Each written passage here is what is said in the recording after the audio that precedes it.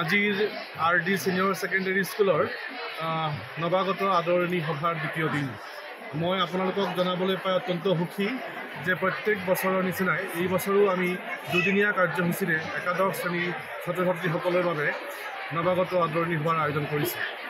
আজি আমাৰ দ্বিতীয় দিনৰ কাৰ্যসূচীত মই ক'বলৈ পাই অত্যন্ত সুখী যে আমাৰ ছাত্ৰ ছাত্ৰীৰ সংখ্যা যথেষ্ট পৰিমাণৰ হোৱাৰ বাবে আৰু আৱাসগৃহসমূহৰ সংখ্যাও যথেষ্টখিনি হোৱাৰ বাবে আমি আচলতে নৱাগত আদৰণি সভা এদিনত সম্পন্ন কৰিব পৰা নাই। দুদিনীয়া কাৰ্যসূচীত ছাত্ৰ ছাত্ৰীসকলে নিজৰ প্ৰতিভা দাঙি ধৰিছে, বিভিন্ন সাংস্কৃতিক প্ৰদৰ্শনীৰ মাধ্যমেৰে আমাক যথেষ্ট উৎফুল্লিত কৰিছে। শিক্ষক শিক্ষয়িত্ৰী আৰু হোষ্টেলত তত্ত্বাৱধায়কসকলৰ যি ভূমিকা সেই অত্যন্তভাৱে প্ৰশংসনীয়।